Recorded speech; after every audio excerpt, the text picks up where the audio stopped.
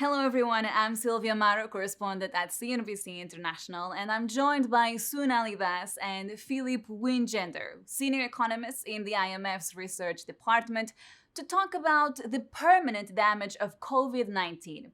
Because it doesn't matter where we look, whether it is a low income nation or a specific sector of our economy, the pandemic has had a widespread shock.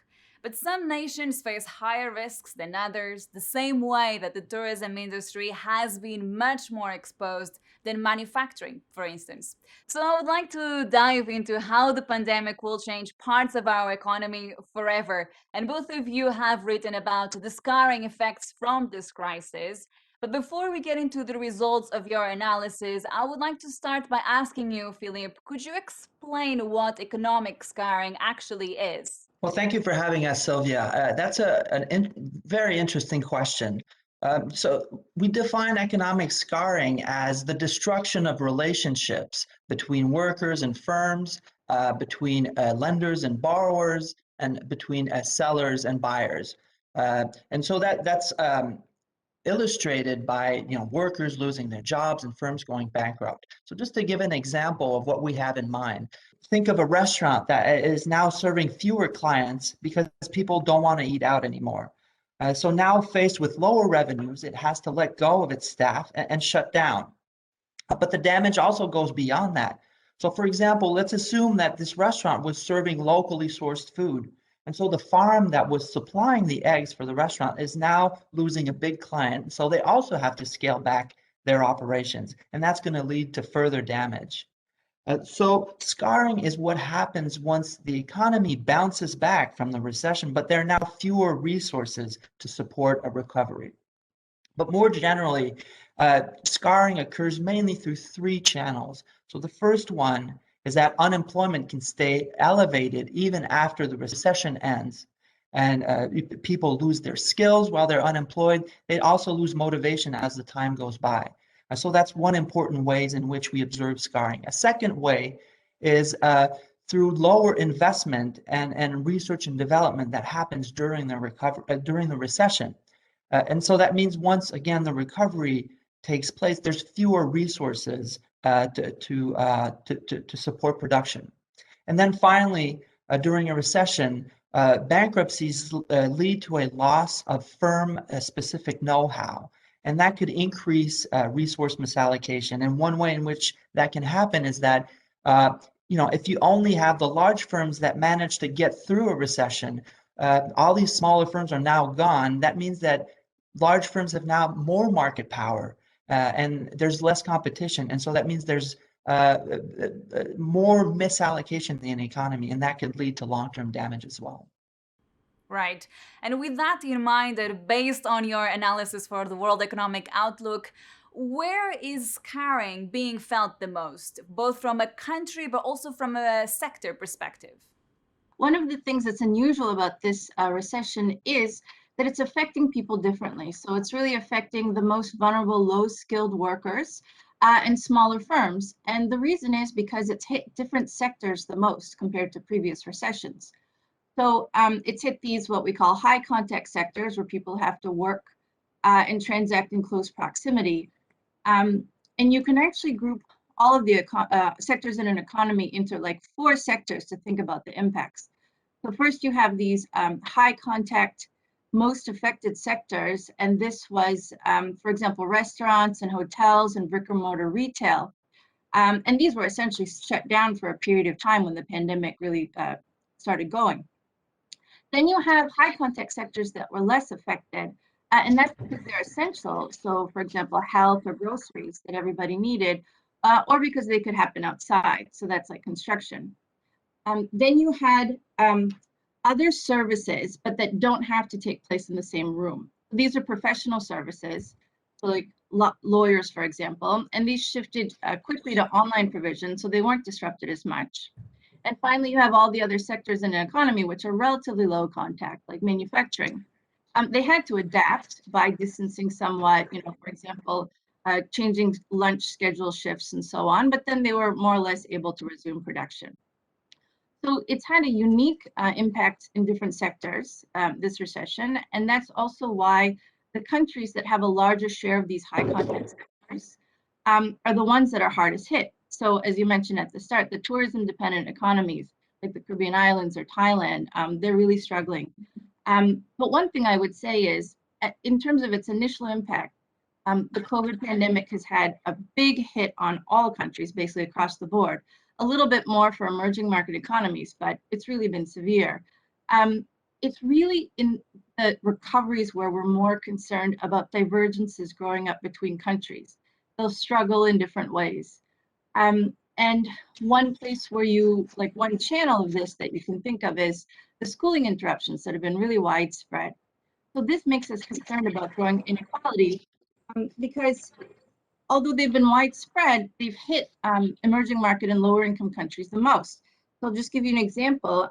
In countries, in the lowest income countries, students missed an average of 69 days of schooling in 2020. That's lower in emerging market economies at around 45, and even lower in the advanced economies at 15 days on average. And that's just the in-person schooling. For remote learning, the lower income countries have more challenges as well because of infrastructure gaps with electricity and less internet access.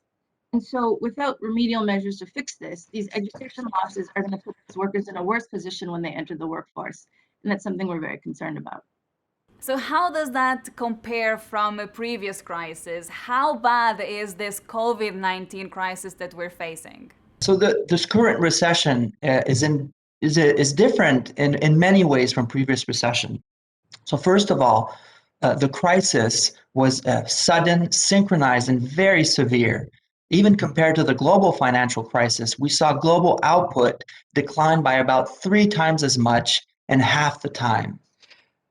Second, it has affected workers, firms, sectors, and countries in very different ways. And so, as Sonali just mentioned, it was the high contact service sectors that were hardest hit in the COVID-19 pandemic. And so this is different from the global financial crisis, for example, where the crisis originated in the financial sector and then spread to the rest of the economy. So as a result of the lockdowns and the way that the crisis evolved, vulnerable workers and small firms have been affected the most. A third way in which this crisis is different is the way that the shocks spread between sectors.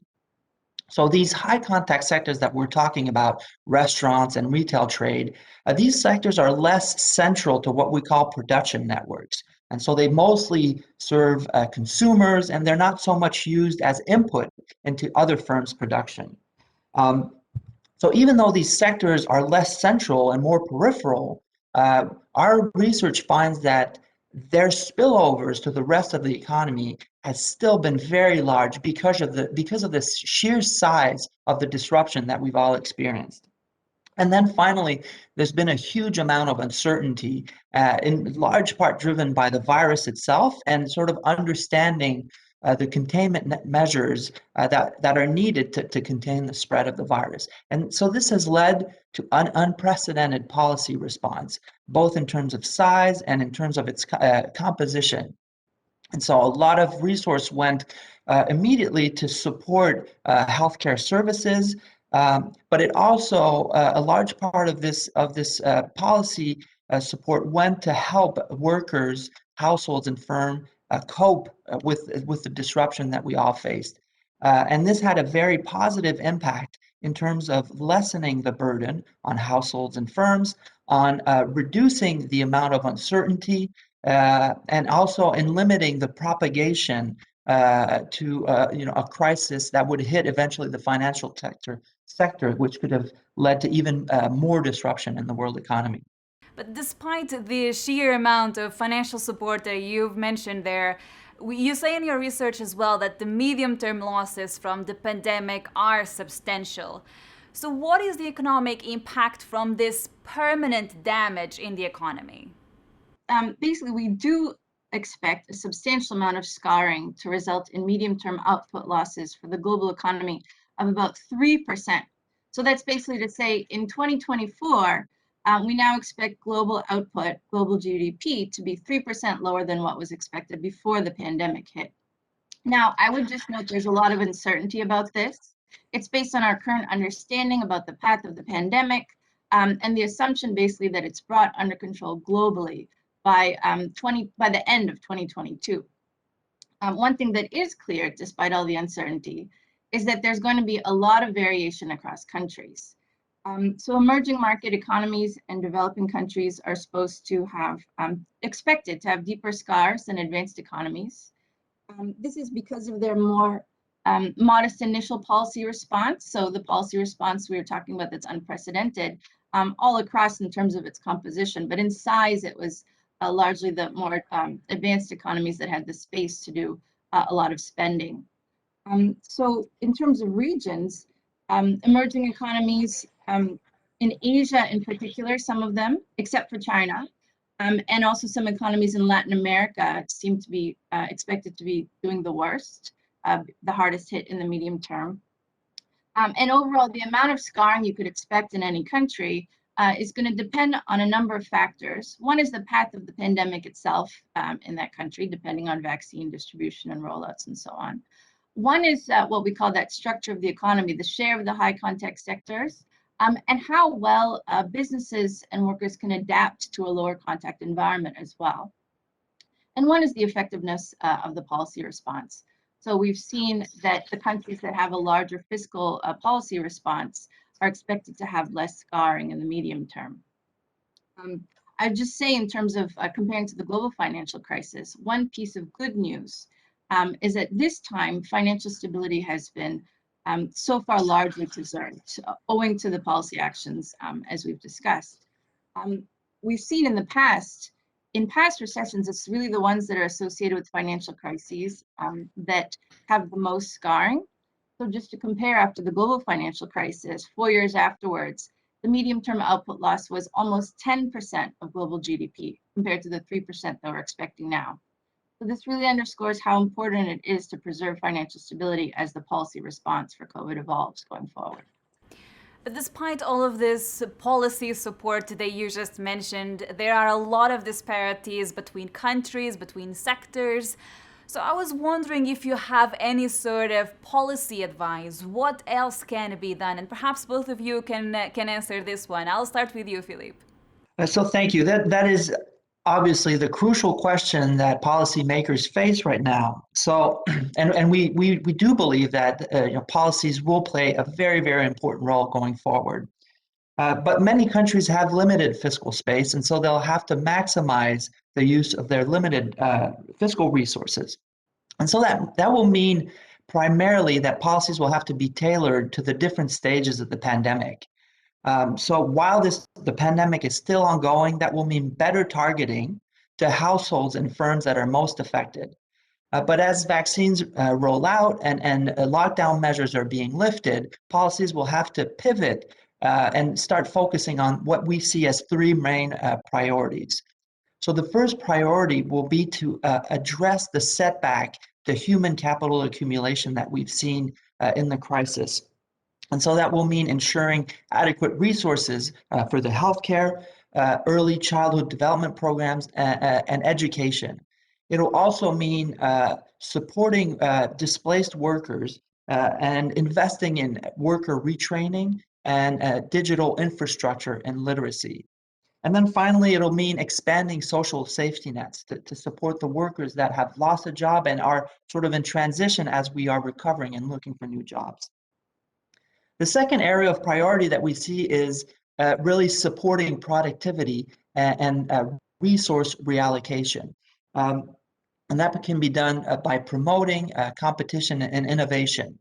So this can be achieved through a combination of new investments, for example, spending more on active labor market policies, which are programs to help displaced workers find new jobs, but also through reforms to labor and product market that will reduce rigidities and help resource reallocation. And third, we see a very big role for an public infrastructure investment push, and particularly in green infrastructure. And this will help crowd in private investment. And as we see the supply constraints being lifted, this will help both boost the supply and the demand side and really support the recovery going forward. And I would just add that strong multilateral cooperation is really critical too.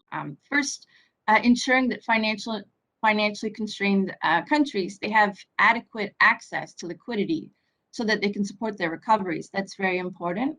And also, of course, on the health front, multilateral cooperation to get adequate production of vaccines and universal distribution, that's really key to helping emerging market and developing countries beat back the pandemic and prevent even greater scarring.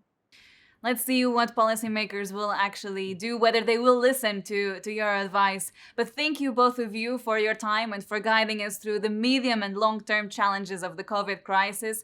And thank you to you as well, who've joined our conversation. Make sure to check the World Economic Outlook due on April 6th. Thank you so much, and goodbye.